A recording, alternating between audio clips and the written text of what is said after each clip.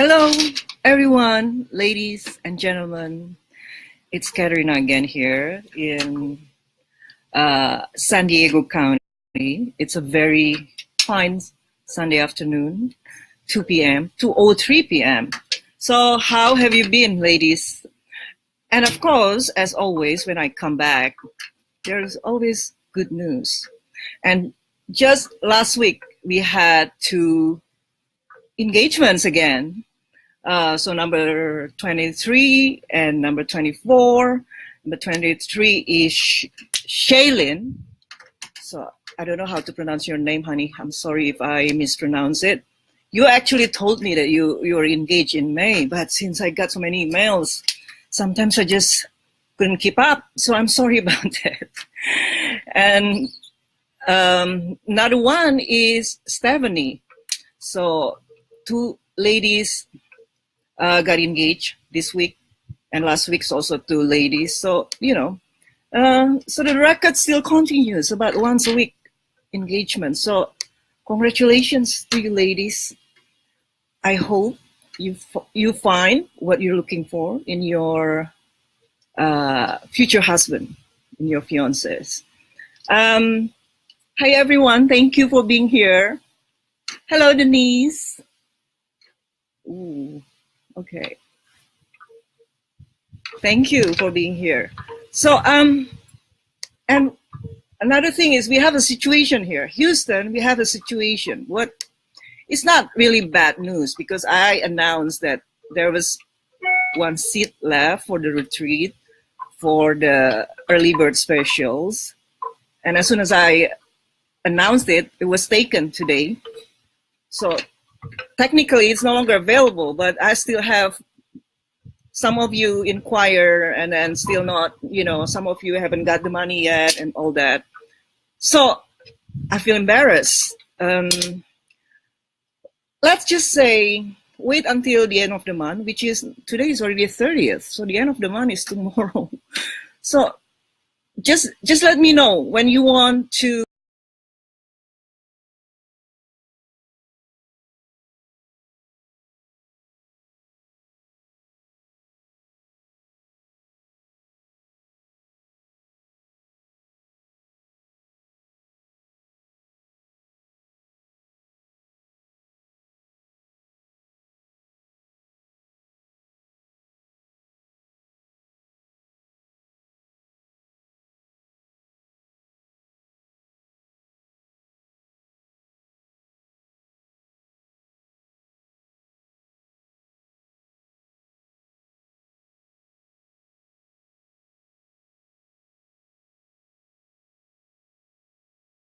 reconnect. I don't know. Oh yeah, here it is again.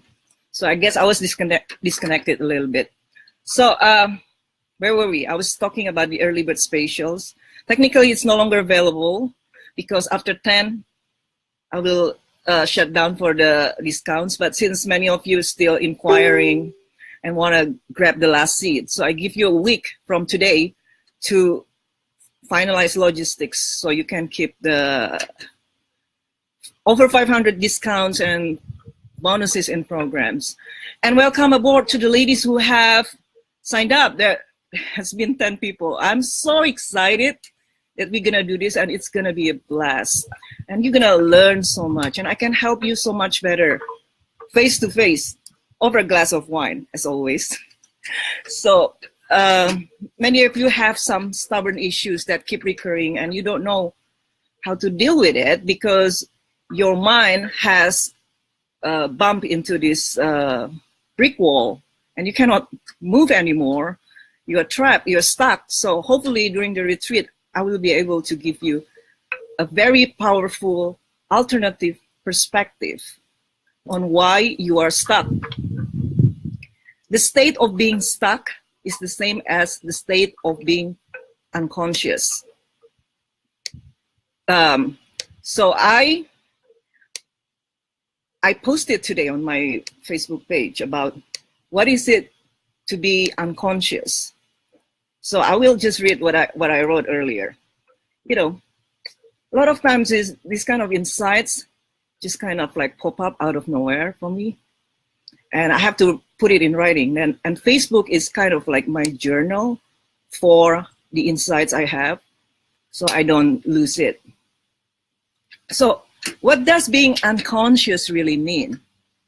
It means you're being duped by your thoughts and projections, and you don't know it.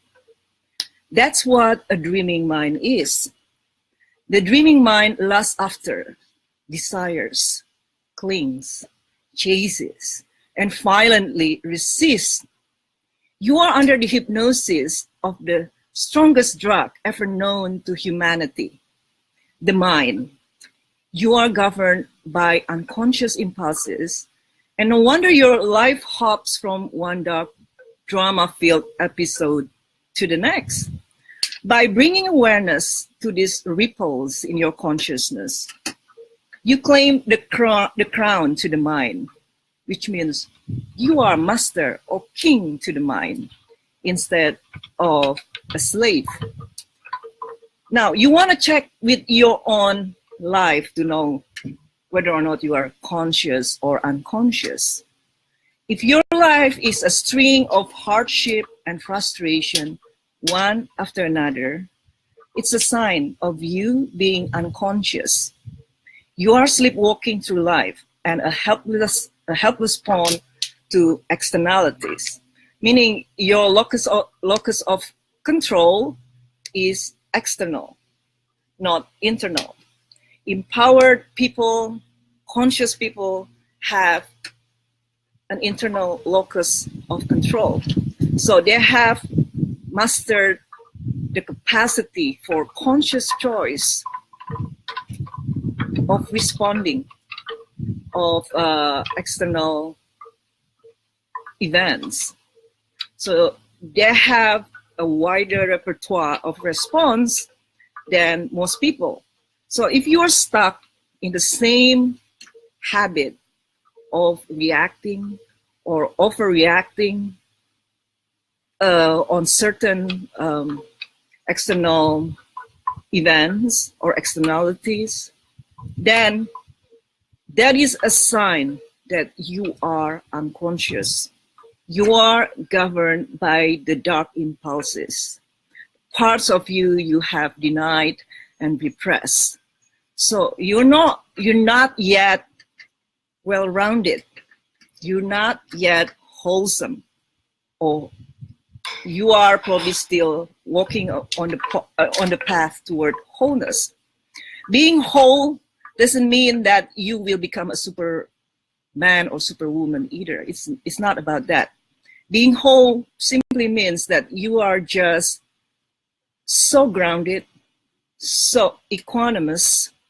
You are not affected by anything that arises in your field of awareness. You just become a very detached observer of this phenomena called the mind. So you might have jealous thoughts arise.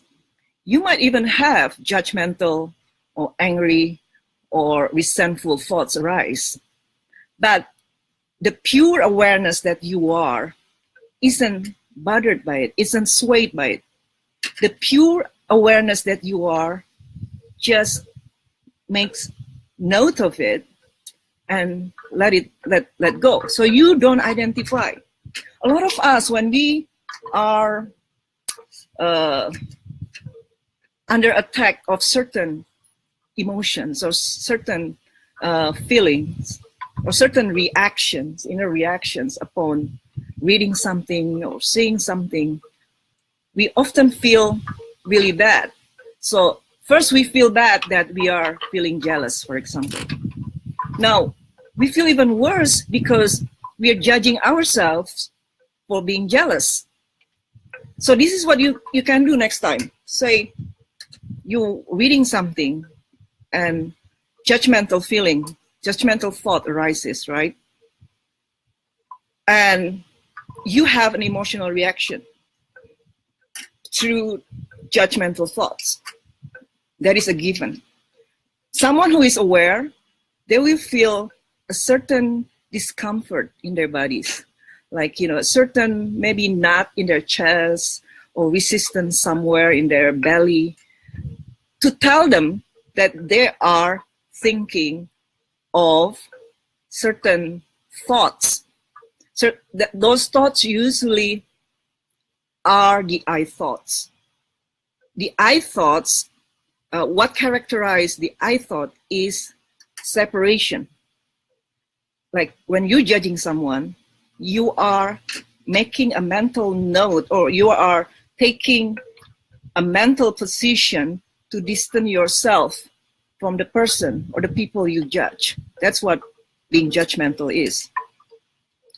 And you would feel a certain kind of emotions in your body when you're judging someone. Maybe anger or disgust or jealousy, right?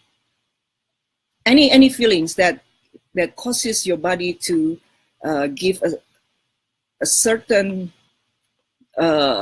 sensation. So if you are aware, if you are an aware person, you will feel some kind of resistance in you. And that body sensation will tell you, oh, I'm thinking of jealous thoughts. I'm thinking of judgmental thoughts. And then what do you do when you're aware? Just on the virtue of being aware of your thought, you will be able to let go of the very thought without any more complication. What do I mean by complication? Complication is when you start discussing in your head that, oh, I'm so wrong to do that, or in the form of justifying or rationalizing why you are judgmental about certain person. Oh, I'm not wrong. Maybe it's the opposite. You're saying to yourself, you know, I'm not wrong to say what I say because he or she is really an asshole. You know, what can I say? It's not me, it's them. So you try to justify to yourself that what you are doing is really not wrong, because the ego never likes to be wrong. You want to check within yourself if what I say is true. The ego always wants and tries to be right. So when the ego feels wrong, feels bad, feels immoral, it will try to maneuver to find justification why we are actually not wrong and not bad. So the complications that ensues from such discussion, such debate with yourself in your head, only worsens the situation. Now, instead of just having jealousy or judgmental thought arises for 5 seconds, you are trying to justify it, and it takes 5 hours for you to find why you are right to feel judgmental or to feel jealous. You understand what I'm saying? So the non-acceptance and the non-identification,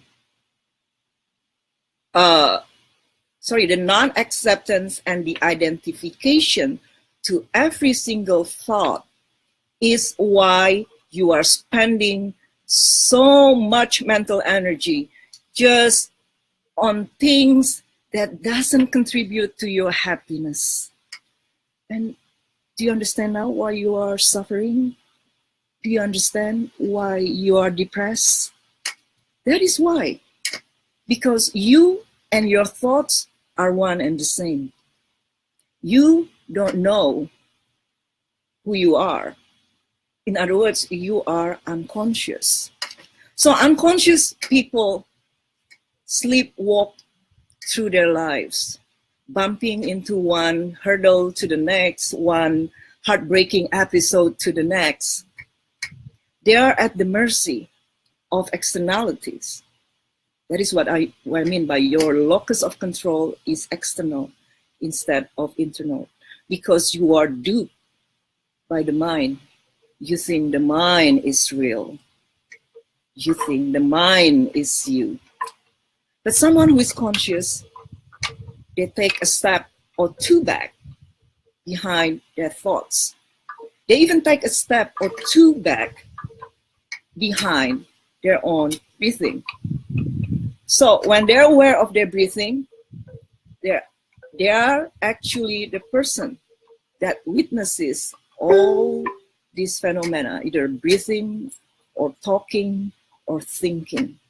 That is what an aware person is. That is what a conscious person is. And someone like that will never suffer anymore in their life because they are awake, they are aware 24/7. So this is what I teach, ladies. Whenever you already come to this place of equanimity, in which you are one with reality, you are one with what is, and you are embracing every part of you so totally, so totally. You don't judge yourself anymore. You just like yourself. And there is nothing better in this world than liking yourself. When you like yourself, you easily like other people.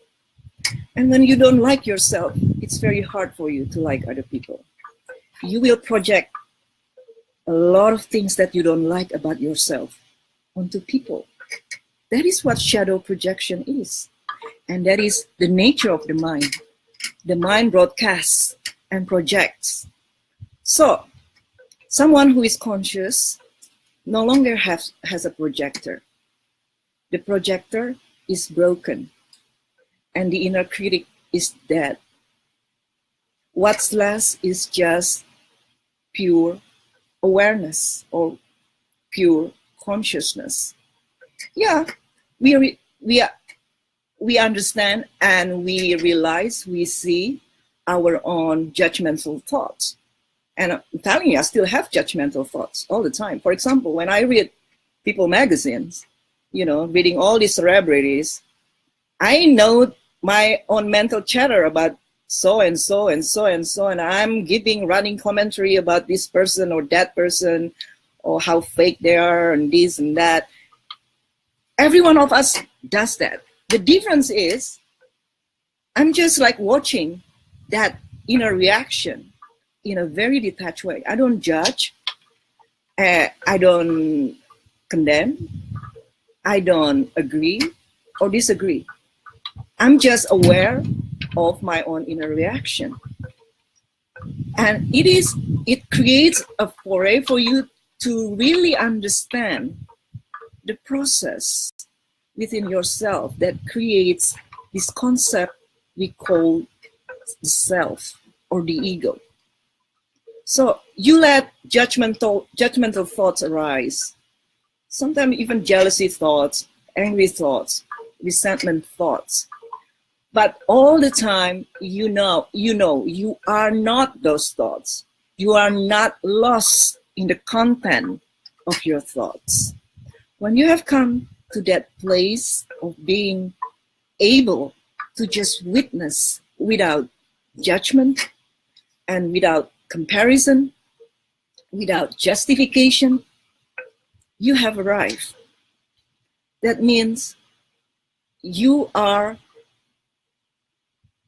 the controller of what's going on in your inner world without being controlling. In fact, you are in the state of total surrender, but at the same time, you are in the total control of your own inner reaction.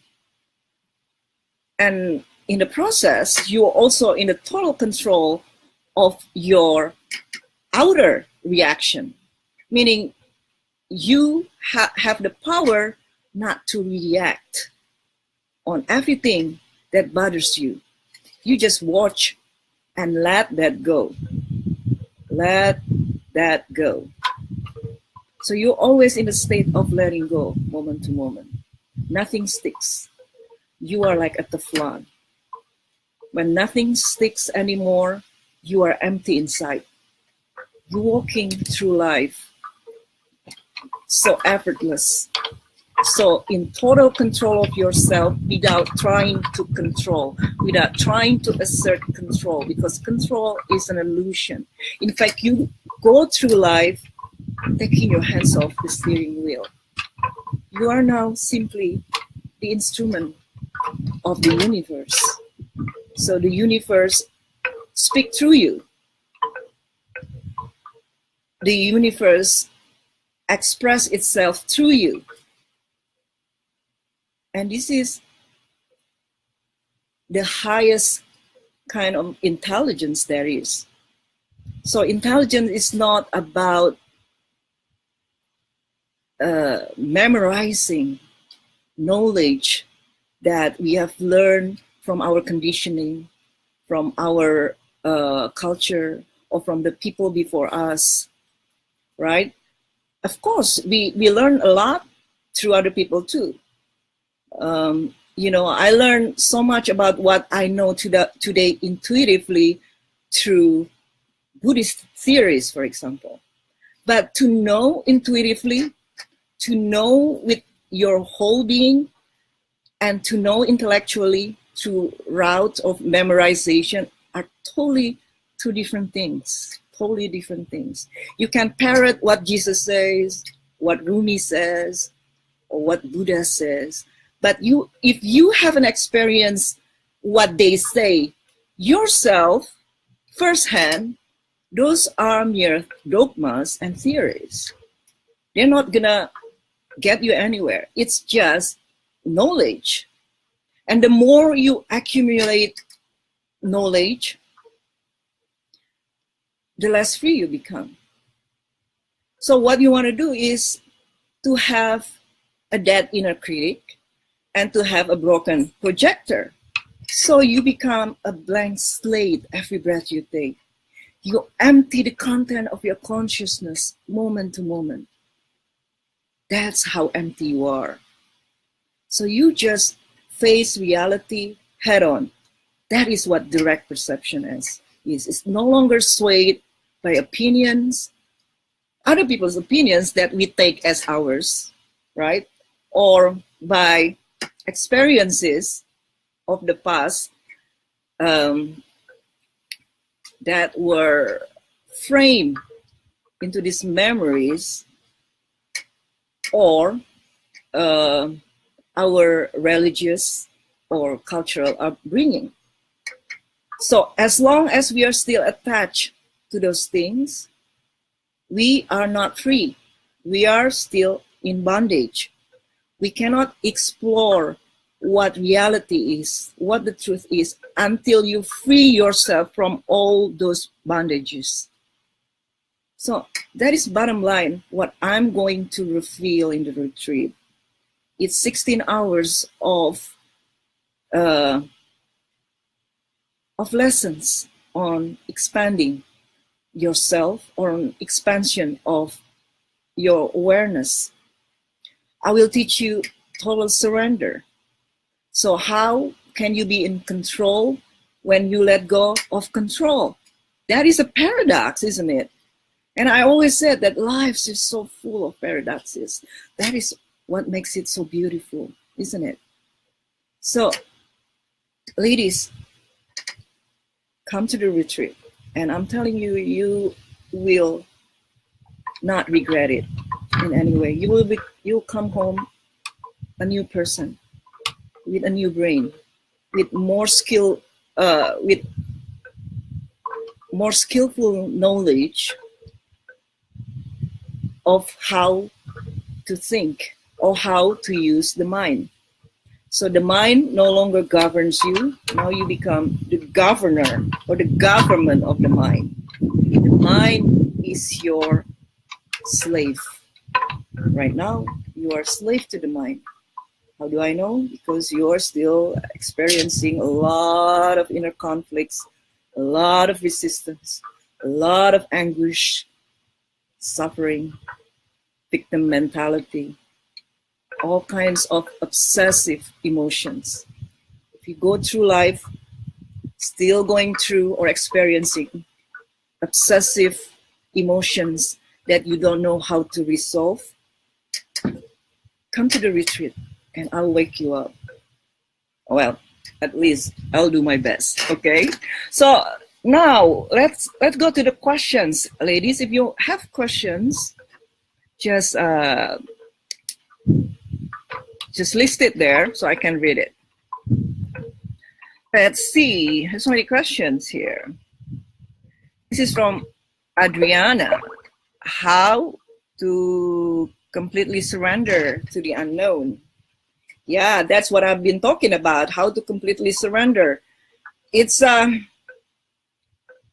not the question of how, it is the question of seeing the nature of the mind, of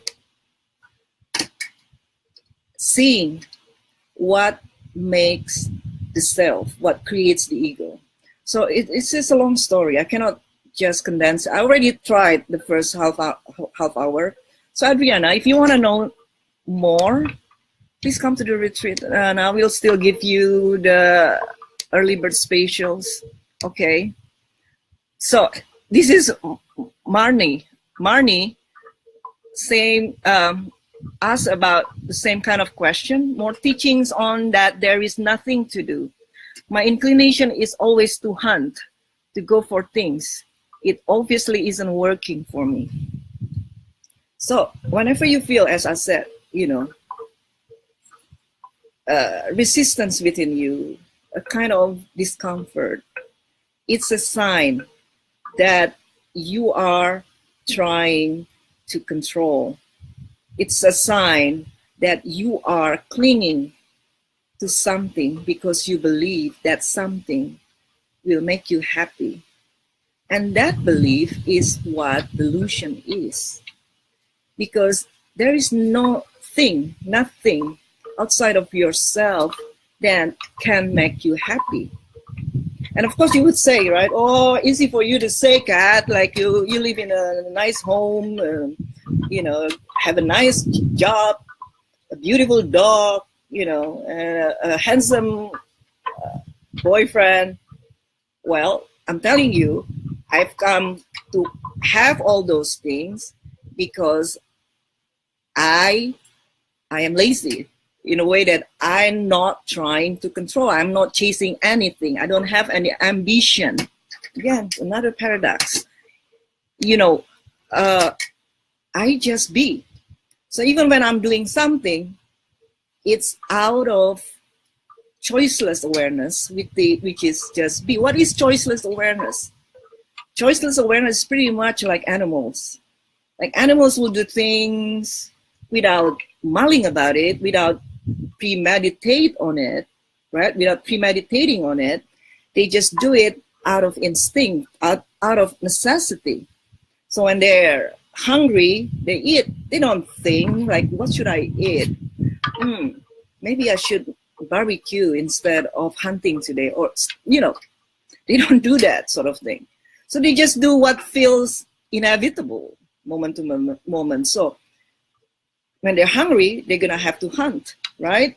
When they're scared, they run away. They don't have internal dialogues about what they should do instead. This is why human beings like us, we are always in a state of inner resistance and conflict, because we no longer know how to use our instinct. And you might think that using our instinct is like going wild. No, it's not necessarily that. When you just know how to just be, when your mind no longer leads, when thoughts are no longer front and center, you no longer are in the bind of these obsessive attachments of trying to get something to satisfy the ego. Because the very definition of the ego itself is the movement in the headspace, in the mind, the movement of the I thoughts. So when you no longer make use of the I thoughts, you by default are going to create all kinds of problems in the world, because only the ego will create all kinds of problems, will create this cycle of karma, actions and reactions. When you know how to just be like animals, everything you do is out of spontaneous awareness moment to moment, and it's out of necessity. So it's not out of an idea or an ideology or a dogma or an ideology that you have to follow. It should be. No. When you already drop the mind, you only use the mind when you have to. And 99% of the time, you don't have to use the mind. You'll be surprised when I say that, but it's the truth. Okay, for example, I have this retreat coming, right? And of course, I have to prepare, I have to plan, right? It's not possible. I'm just meaning doing nothing, absolutely nothing, and the retreat will go as planned. I need to, book hotels, hire chef, and prepare the ground so it's ready, so the hot tub is fixed, the swimming pool is fixed, and all kind of those things. I still do that. The difference is I do it as it comes. I don't worry sick about, wow, what am I going to do here? The hot tub is not working. It's not going to be hot when the ladies are here. And then you mull for like 2 hours worrying about the broken hot tub. I don't do that. So I just noticed, okay, the hot tub is broken. It needs to be fixed. So let's do something about it. So fix it. Go call someone who knows how to fix it, and it's fixed. So it's the same with everything. There is planning involved, but not worrying. Most of you think worrying is a part of planning. Like thinking about what you're gonna do, what you have to do next week or 2 weeks from now is actually not planning. It is worrying. And I don't do that anymore because I noticed that when I don't do that anymore, I have learned that things will get done anyway without worrying about it. So worrying about it just only make your existence less enjoyable.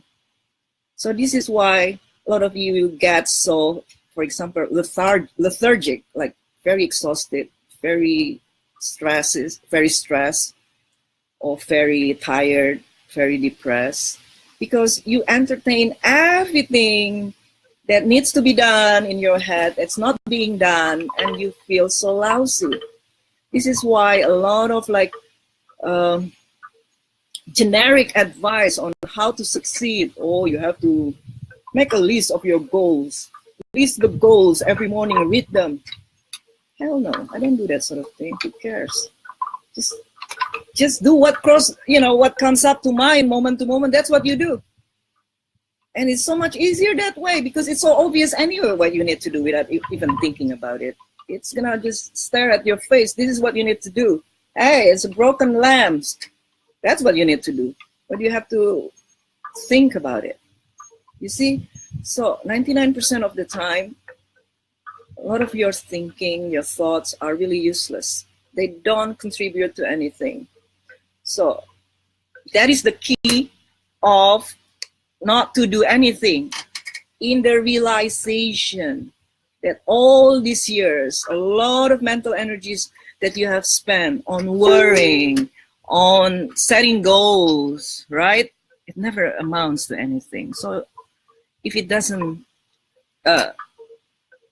this is my philosophy in life. If ain't broke, don't fix it. And if it doesn't work, change your approach. So, has it been working for you to worry about things, to obsess about things? No? Then change it. Maybe do the opposite. On the other hand, if things work, as you wish, stick to it. Don't try to fix them. So a lot of you want to argue with me. Oh yeah, but this, but that. Whenever I have a piece of advice. So the question that I really love to ask you always, like, how is it working for you, honey? So if it's working, then good, more power to you. Then you don't need me. Why are you here anyway? So you are here and then you want to argue with me, It's kind of weird, no? All right. So let's see another question.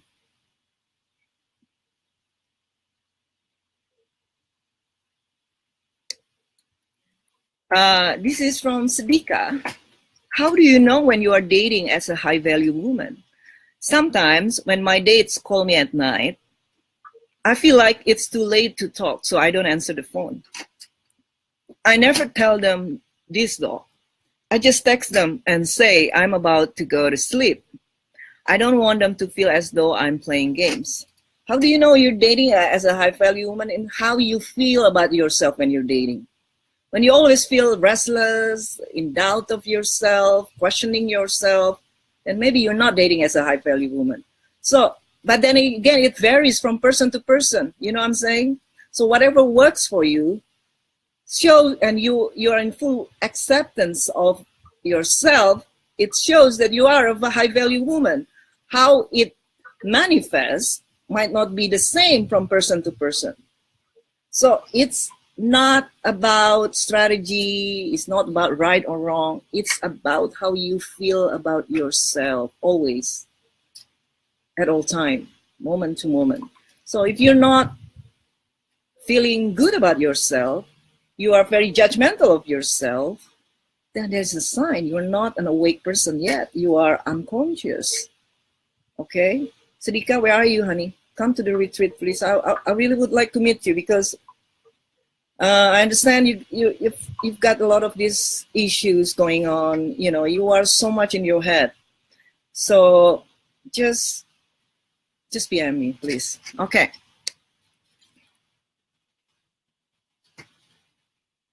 Here from this is a very good question, and it's really hard, but I'll try. This is from Marie. How do you figure out what you are being called to do? How do you know when or if you are already on the path of your most fulfillment and purpose? How do you know? How do I know? How do I know? Because I feel at home. That's how I know. So all my life I've been searching for who I am, you know, for my daemon, is it daemon? D-A-E-M-O-N, meaning my bliss, my daemon, not my demons, my daemons, or my path, right? I thought I wanted to be a doctor, I wanted to be a vet, I wanted to be even astronaut, believe it or not. I wanted to be a singer, a movie star. There's so many wants, like in the age of anxiety, before I've come to this home, this place within myself that I called home, that, you know, I want what people have, and I have projection in my mind what that means, right? So I covet that. So I want to be like those people. I want to be whatever. I think every one of us goes through the same thing. Isn't it true? And the funny thing is, I remember the first time I ever wrote down what I wanted to be when I grew up. The first time ever, maybe when I was 9, I said I wanted to be a teacher. Wow. What a revelation that is, because that is exactly who I am today. But then again, because you are a child, you didn't know, right? And you compare yourself to your friends, and oh, they want to be a policewoman. They want to be, you know, like a doctor or whatever. And you compare yourself to them. Maybe I should be a policewoman too, or an astronaut, whatever. So usually what you are called to do is more obvious than your mind allows you to believe. The mind would look far and away, but you don't realize it's already staring at your face. So when I said at 9 years old that I wanted to be a teacher, because that's who I was and who I am. And that is the direct perception without the interference of the mind, right? That is how I felt intuitively, even as a 9 years old, that I love to teach. So Maybe you want to go back to those times when you were 9. Ask yourself, ask your inner child. Your inner child probably wouldn't lie what you want to be. And then the mind comes in, right? And the mind distorts everything because the mind is the broadcaster. The mind is the projector, right? So you think now you want to be a dancer because you know, you see, oh, being a dancer, it's so glamorous, they're so graceful, and I want to be like that. I want to be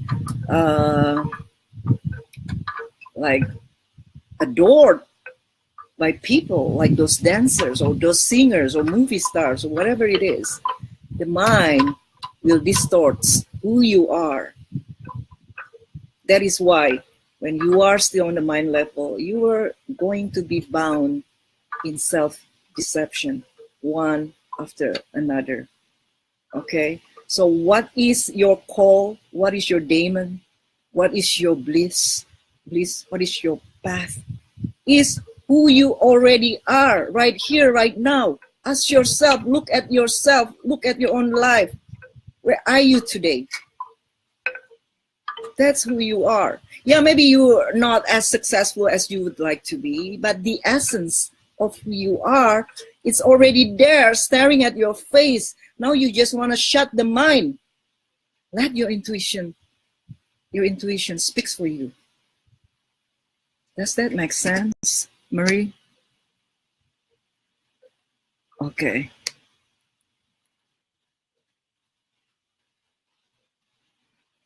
Whew.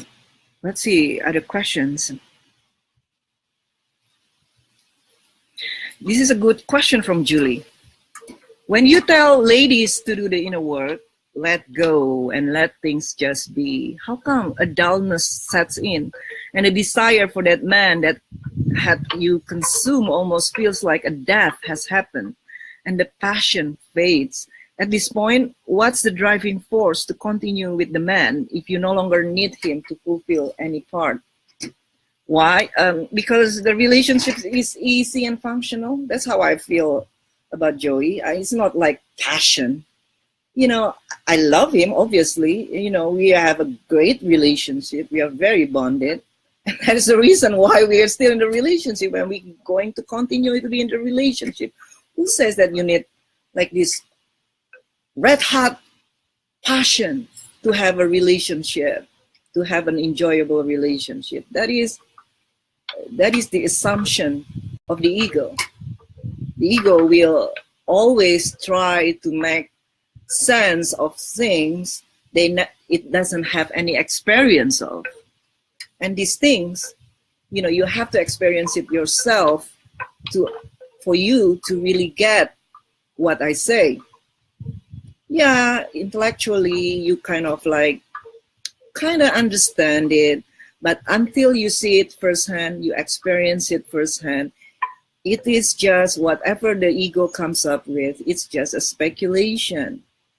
And the good news is, Julie, this thing is repeatable. Repeatable meaning it's replicable.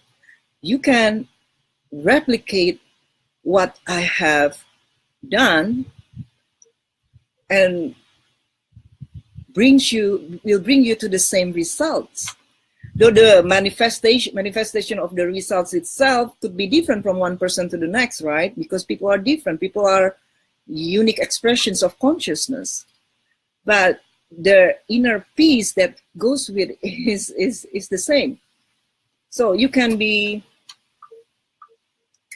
an unemployed person and have inner peace, or you can be an extremely famous person and have inner peace, or vice versa. You can be extremely famous, extremely rich, extremely whatever, but you have no inner peace. You suffer through life because you are unconscious. And also, you can be unemployed, also suffer. So the very thing that we know that you have arrived or you have you have come to the full understanding of what I'm talking about now is in the existence or lack of inner peace. So you might, again, you might always want to look inside yourself. Do I have inner peace most of the time? Or do I struggle most of the time? If I struggle most of the time, it's a sign I am unconscious. And it's a sign that I need to wake up from the dreams. Or wake up in the dreams. You don't have to wake up from the dreams because you live in a dream world. But you can wake up in the dreams and you are dreaming. And you're no longer doing things out of ignorance, out of not knowing that you are in the dream. Do you understand what I'm saying?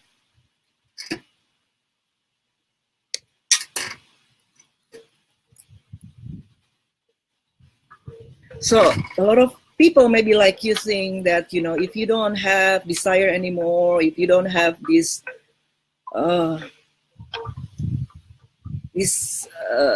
predisposition to go somewhere, or to grab hold of something, to have goals, you'll be living a very dull and boring existence. It's not at all. It's not true at all. So do I feel bored? No. Do I feel dull? No. It's actually the exact opposite. Okay, you are actually more sensitive when you have come to that place. And because your mind is clear, you see things, everything's in clarity, and you are also more intelligent because of that, because you're not being bombarded with these useless thoughts. So in the empty mind, all these insights, revelations, and answers to life puzzles arise.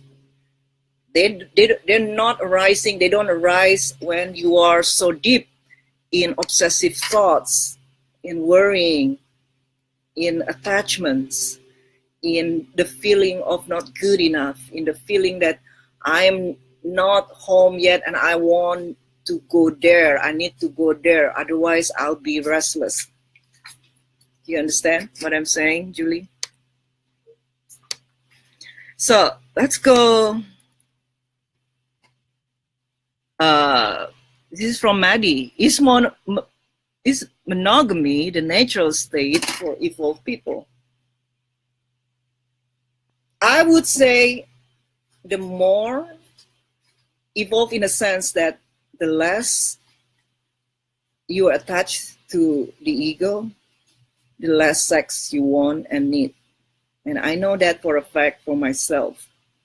So the more vain you are, the more anxious you are, the more sexual you are.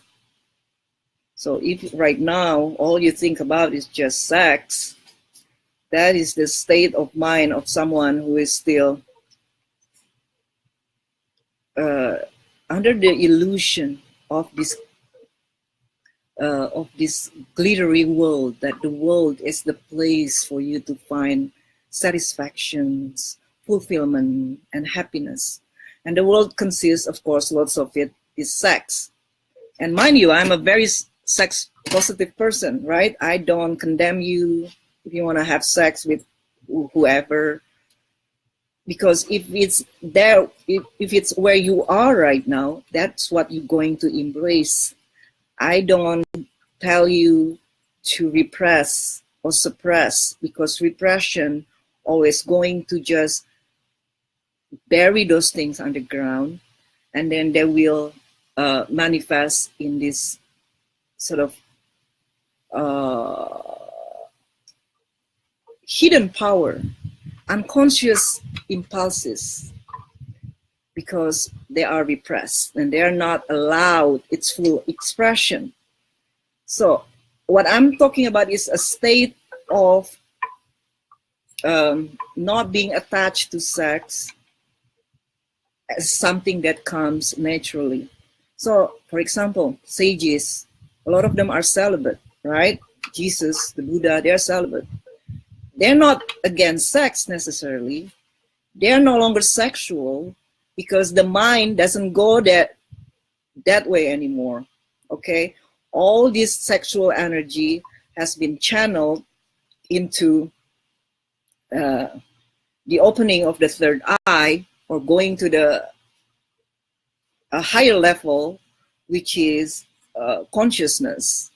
So the less conscious you are, usually the more sexual you become, more sexual you are, because all those sexual energy have to be channeled downstairs, right down to your genitals, so to sexual intercourse. But those who are already lessened in their ego-drivenness, in the identification of the ego, they naturally channel that sexual energy into something that is more satisfying for them. And it happens naturally, not through repression. So over time, they just don't find sex that appealing anymore because they don't need it anymore. They are already naturally become asexual. And it is a process that is unfolding, as I said, organically, naturally. So it's not forced, it's not manufactured. And to be honest with you, I have a feeling I'm going there too. So there you go. So monogamy, for me, monogamy, if you want to be monogamous, fine. If you want to be polyamorous, fine. Because that's where you are in your journey. If you want to be celibate, that's fine too. If that is your natural state of being. It's not something because you think you should do, because society says you should be, or you should do that. So if you think monogamy is something you have to do because society expects you to, then maybe it's not for you. But there is a reason why you want to be in a monogamous relationship, because the relationship is worth it. For example, like my relationship, it's worth it. So yeah, giving up sex with other people is just the price you have to pay, but you gladly embrace that. Okay, Maddie? This is from Selena. How did you conquer your fear of not knowing your future? How long did it take you? And what does the fear bring you anyway? Only heartache and suffering. So what's the point of fearing something that is beyond your control? So this is about wisdom. Nobody knows the future. Not even Buddha, not even Jesus. Nobody knows the future. Yeah, some very intuitive people can kind of predict, certain events might arise or might happen because of they see what's happening today or now, right? Because people who are already no longer a five sensory personality, but a multiple sensory, multi-perceptions personality, or someone who is pretty much beyond the mind level, they can feel, they can sense, they can intuit that, when karma is being created, there will always be the fruit of karma.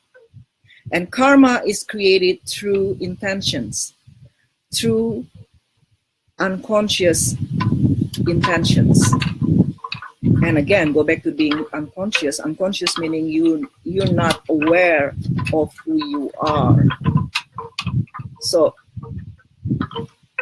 let's say, for example, I have to give something that is like clear to you to sort of refer to. For example, the result of this current election, right? Donald Trump.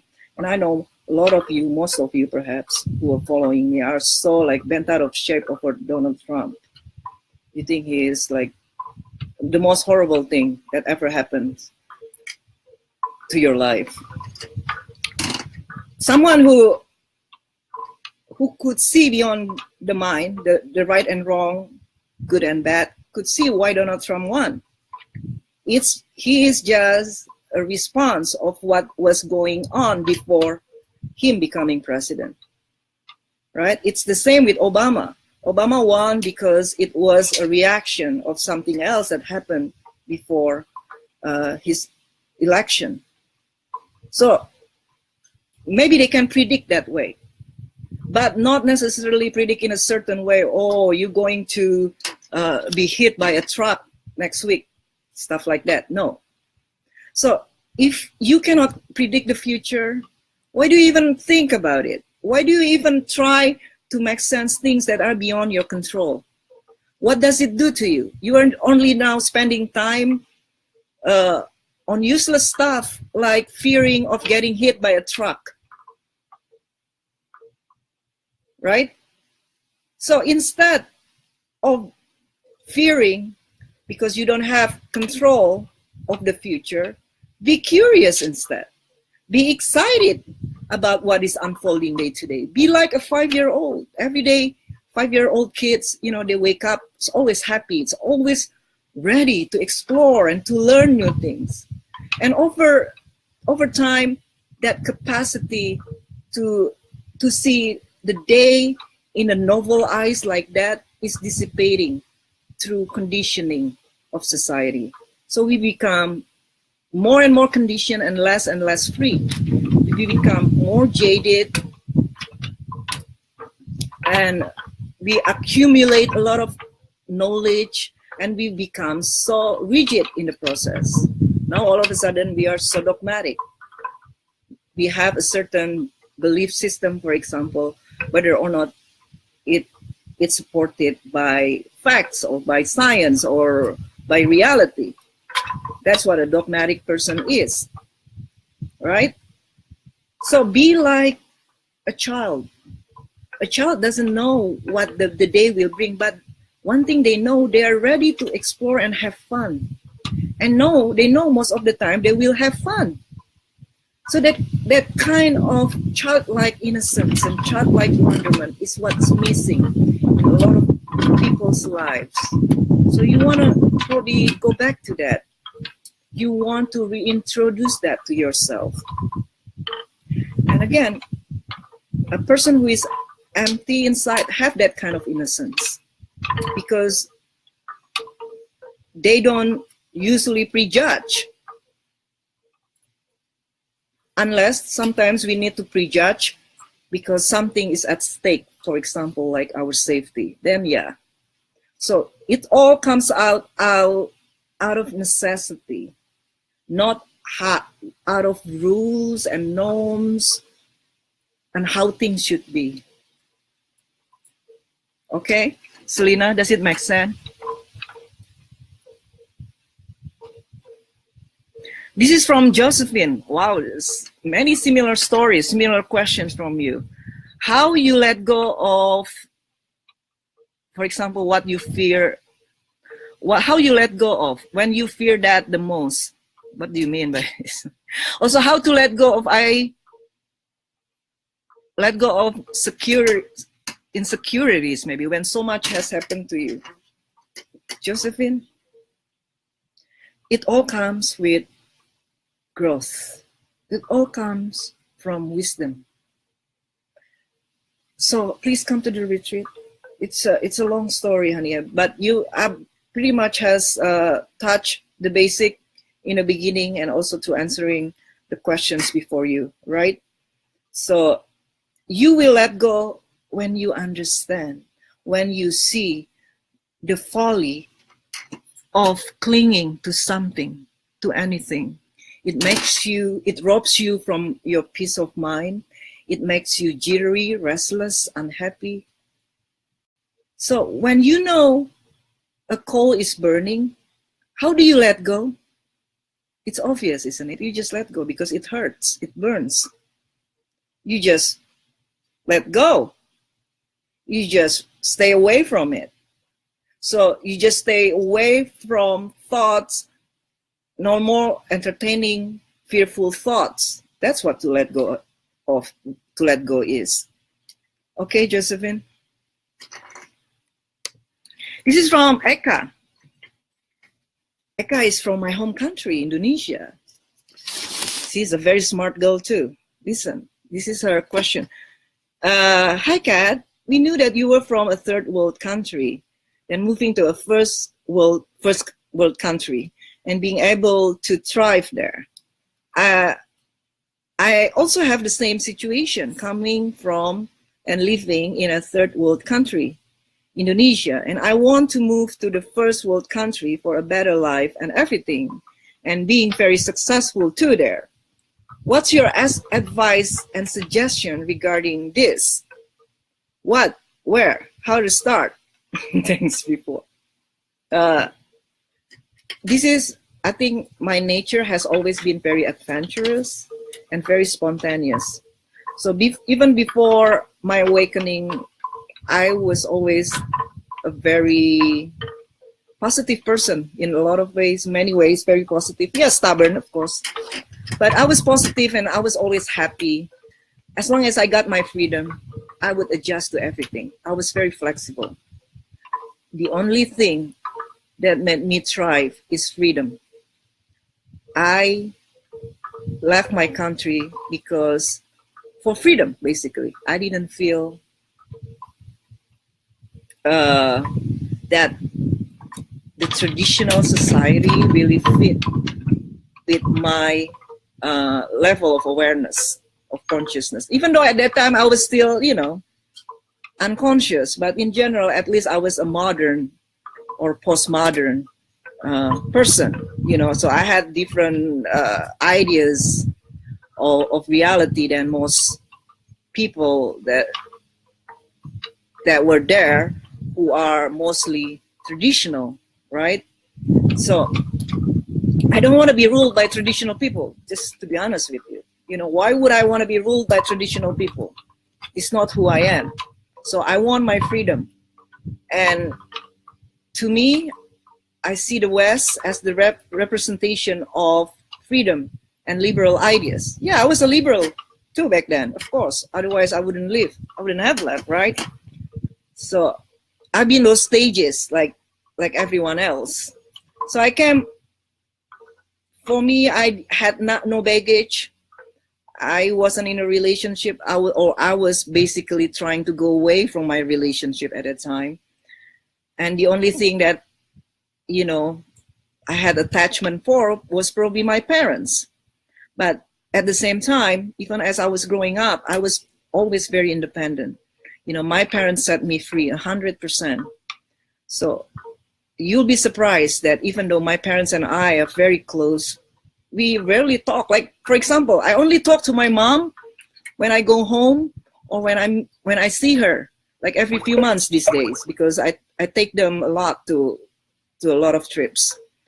Other than that, I don't call them. Yeah, my father, because he is more technologically savvy, would be on Facebook, would be on WhatsApp and all that. So we would communicate.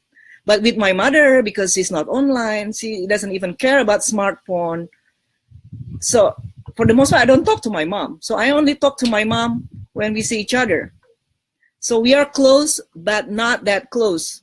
Do you understand? We're close emotionally, but we don't need to talk to each other so much either. Like, we don't know what to talk about, when we talk on the phone or Skype. So it's just the way we are. This is one of those things, right? Every family is different. So I didn't have any attachment to anything. I was recently laid off too at that time, right? Thank God for the layoff. So I say, hey, this is a good reason for me just to leave and explore a new world. So I came to the United States and that's it. There is no preparation, there is no worrying, no this, that. I just packed and left. And then, I just took it one day at a time. That's the way I am. The way I was and still am. And I would probably wait tables and cleaning people's homes, just to make a little money. But I also had saving at that time. So don't worry about anything. None of this that I'm having right now was through planning. I didn't plan any of this. It just happened. It happened because it's supposed to happen. So this is what I mean. You just trust the universe will deliver. So be in a state of total surrender. Just go through life in total surrender. Be aware, but be in a state of surrender. You cannot go wrong with that. And then it will become obvious, you know, what you will do, what you can do day to day. So don't worry about things. You find a way.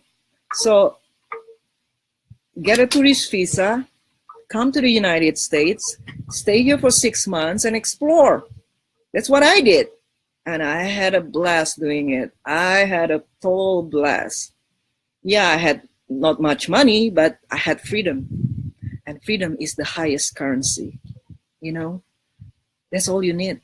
Just to be free from the bondage of society. Just to be free to be who you are. To explore your interests. That's all you need in life. Because you cannot contain life anyway. You cannot predetermine what life's going to bring you. Just let it go. Let go all the idea that you need to control one way or another, and be free like me. Okay, Eka, good luck, and let me know when you are in the US.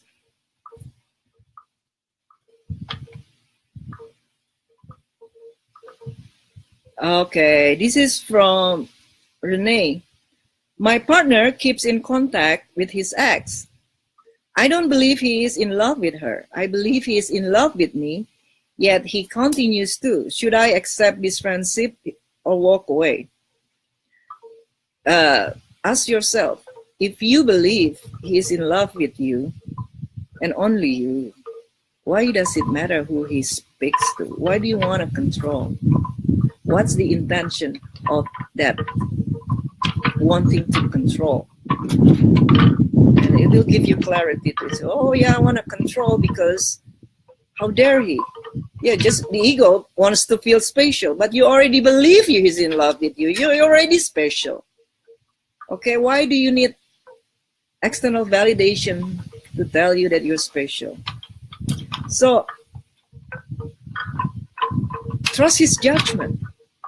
Unless you have proof beyond a shadow of a doubt that he's cheating on you with his ex, then just let it slide.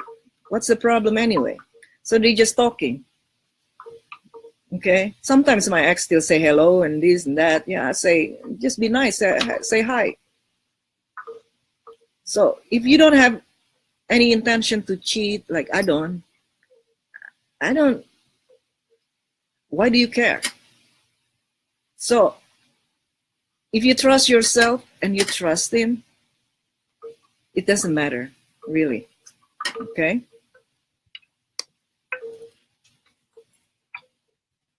So let's see another question here.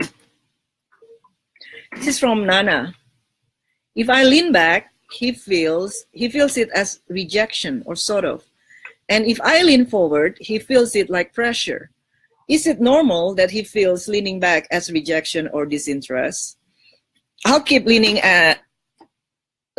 back and accepting everything, surrendering, but I'll like to hear your thoughts about this kind of distancing from him when leaning back. Thank you. Nana, your problem is not leaning back. Your problem is your mind keeps broadcasting like, oh, he's not interested in me, he's doing this, he's losing interest, he doesn't love me. You know, all these running commentaries in your head that you take as reality. That's your problem, Nana. It's not leaning back. You are too much in your head, and your anxiety is through the roof, and he can feel it. So when you think you lean back, you are worrying in your head and you shut down. That's what you do. That's not leaning back. Leaning back is like this. You are happy, contented, relaxed, joyful in the moment. That's what leaning back is. Not worrying in your head like, that's not leaning back, honey. Even though Probably you don't do anything, you don't say anything, but your energy is anxious, and he can feel it. Okay, that is the problem. As I already told you, you always assume the worst, and whenever he says something, you slant it into meaning, into something that he doesn't necessarily mean, but it is a projection of your own insecurities. You're insecure. That's what it is. Your stake in the relationship is too high. Okay? When your stake is too high, you cannot relax. You become jittery because you think you're gonna lose it anytime soon now. You lose your investment.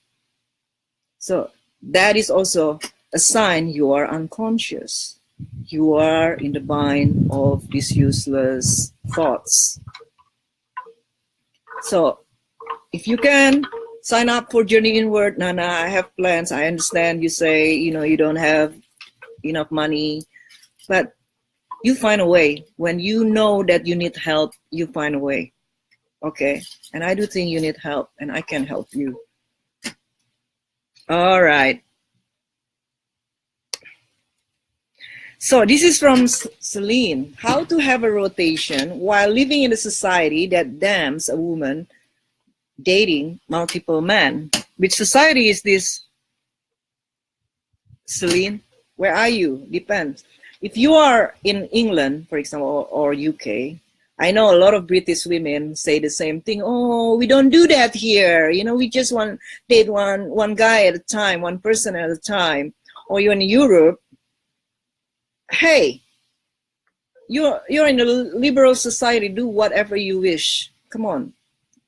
Don't worry about what other people think and say. Unless they pay your bills, you shouldn't worry. Okay? They can do whatever, say whatever, think whatever about you. You know who you are. So nobody is free from judgment of other people. No matter who you are. I'm being judged too by a lot of women. Maybe you one of them. Who knows, right? So, but hey, I know who I am. No skin off my nose. So let them speak. And, people love to gossip. And it's not a reflection of you. It's a reflection of them. Okay? Unless you live in the Middle East, for example. In that case, your safety is the most important. To all my Middle Eastern clients, I always say, do things just as long as they are safe. Please make sure you are safe. Okay? Don't just indiscriminately, doing things as per my advice. And that probably it's illegal in your country to be talking to guys or to be dating or to be kissing guys and all that. So do what is safe. And if your society doesn't support your freedom anymore, and your level of consciousness is already like surpasses the level of consciousness of the society you live in, you might want to move. Because that is what I did. I moved from my country because it doesn't vibrate from my frequency. As simple as that. Don't settle. Find your tribe. Okay? So you can grow as a person, an individual.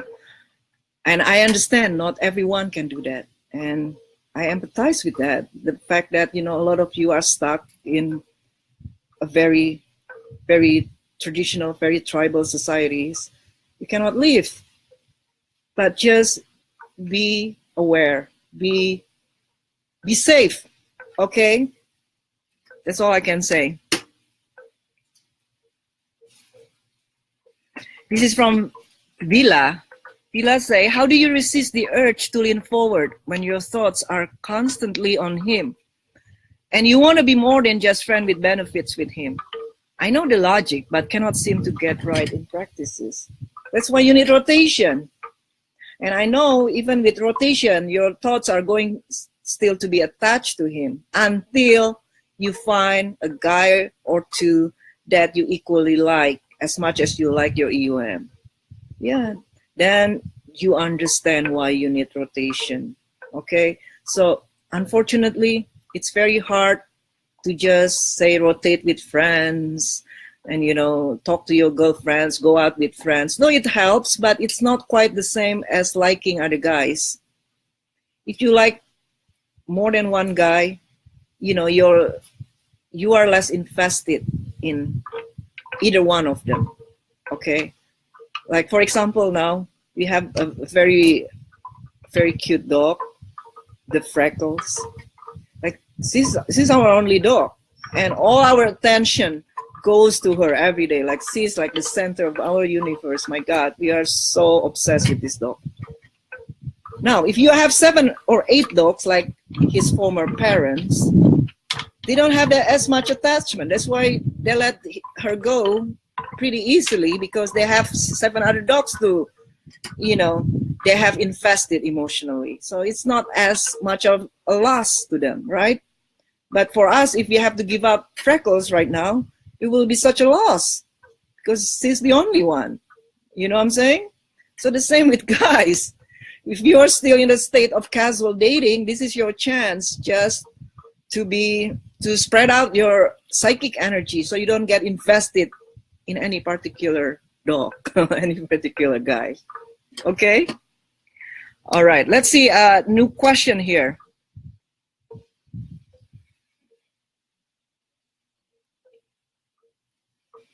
This is from Shannon. I am a beginner at learning to lean back. Thanks to you, Katerina. Oh, thank you, Shannon, and welcome to the tribe. Okay, let's see if there are other questions. So if you have other questions, ladies, please write it down in the comment section. Let me see the questions from the group.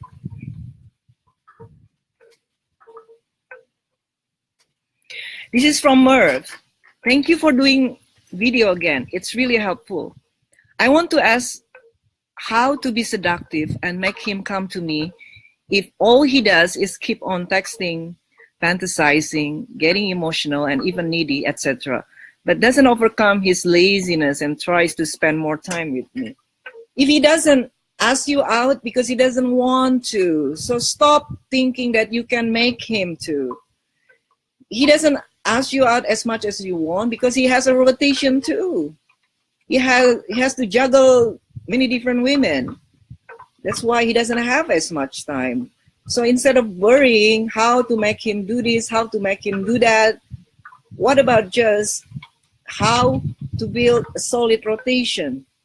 Go out and date guys who are interested in you. Okay, stop aiming onto a guy. It's not how it works with women. We cannot choose first. We can choose through the man who choose you. So if he's not choosing you, there is no way for you to make him step up that will work in the long run. Only through his realization that you are a high value woman and you are easy to lose, then when he is ready, he might step up to the plate and claim you. But other than that, there is no other way. Okay? Stop wanting to control.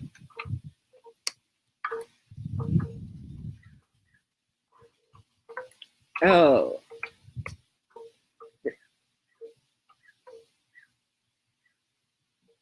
Let's see.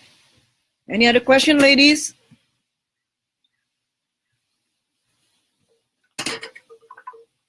This is from Lax. How do you stay non-reactive when your rotation 1 or number 1 acts like he is into you, but by constantly initiating, but then keeps telling you to meet other men as well, and then asks you about the other man and gets distant? Hey, he tells you to meet other men, that's what you're gonna do. He doesn't have to tell you to meet other men, you're gonna do it anyway. So yeah, he's initiating because he likes you. He tells you to meet other men because he is not ready to have all your focus on him. and he's scared by that. And of course, he is also jealous because he likes you. So let him deal with his split mind, his inner conflict. It's nothing to do with you. It's none of your business. The more, I guess, in a way, the more he is jealous, I think it shows the better it works, because now he is really feeling that he's fearing losing you. Okay, so continue to date until he stop being wishy-washy and make you his girlfriend. Okay.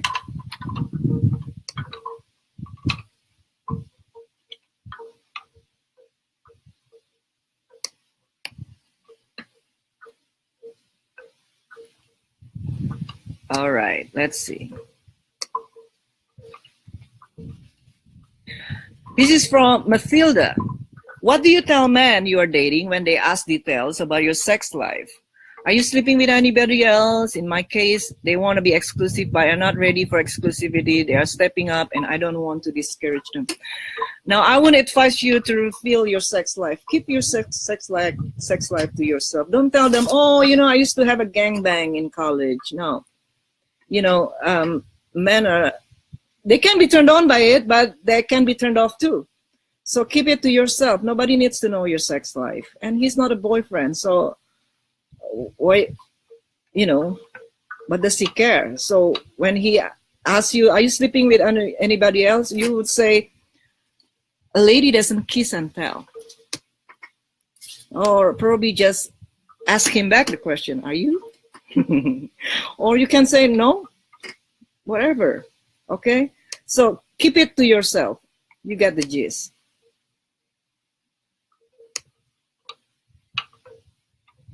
Just from Lauren, how do I strike a balance between leaning back or not getting attached and being open to intimacy and feelings developing with a guy? I find that when I start to like someone, my anxiety and mind chatter kicks in, and I sometimes find it hard to relax and just be around him. I feel like I've come a long way, but this is something I still struggle with. Okay, Lauren, where are you, honey? Come to the retreat. Now, we will discuss it, down the rabbit hole about this nature of the mind that is seeking to attach to its object of desire. So this is the process that is unraveling within you, but because you are unconscious, you're not aware of it. You're not aware that you are being duped into attaching to your object of desire, because you believe or you think whatever your mind tells you is who you are, or what you're gonna do, or what reality is. Okay, and the mind is very slick. So we attach to our object of desire because we think this is our savior. This is what is going to make us happy. So unless I keep things the same, or unless I make sure that it doesn't run away from me, I wouldn't be happy. And what happens is the total opposite. Your investment or overinvestment on trying to make things stay the same is very exhausting. Okay? Over time, it will cause a lot of stresses and depression, and also depression in you. So, by seeing this process of you attaching and nipping it in the bud, you will be able to mitigate this very common anxiety when you are so invested in something. So when you feel the anxiety rushing in because you are attaching to that object of your desire, just breathe through that. Don't resist, but at the same time, don't follow it. Don't react on it. Just recognize it as it is, as something happening within you. There is anxiety. It's not your anxiety. It's not it's not that you are anxious, but there is anxiety arising in my field of consciousness. When you start using the mental phenomena that is happening in your mind space or field of consciousness as an object of awareness, so no longer as I, me, mine, that is the first step toward expansion of consciousness. So whoever you are, when you are feeling that sort of like out of control in the moment, maybe out of fear or out of anger or anxiety, recognize those phenomena and call them as a third person, like it. There is anxiety arising within me. There is anger arising within me. There is jealousy arising within me. Instead of saying, I am jealous, or I am anxious, or my anxiety, my jealousy.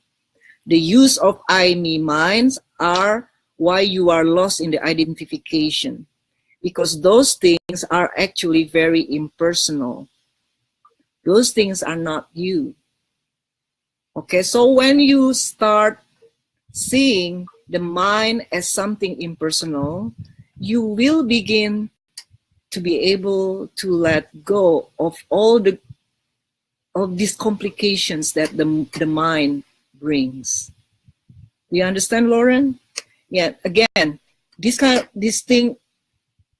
very rare skill, I will hammer and in the retreat. So please come to the retreat. If you cannot come to the retreat, then sign up for Journey Inward.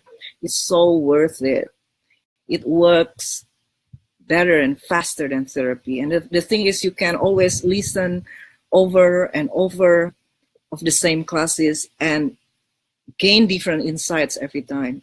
Because, you know, your awareness is a vast reservoir of inner knowing, of knowledge.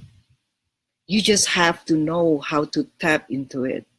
Okay, so what you know right now is just borrowed knowledge that you have learned and accumulated through your life, that you inherit from your culture, your religion, your upbringing. But the real knowledge is inherent within you, is embedded within you, just waiting to be tapped into, waiting to be explored. So the purpose of the retreat is for you to have a skill how to explore that real knowledge that is laying dormant right now, waiting to be unearthed. So it will work in your love life, it will work in your professional life, because that's how it works for me. It works for my relationship. It works for my career. It works just in every aspect of my life. Okay? I have arrived. I have arrived not because I have this home.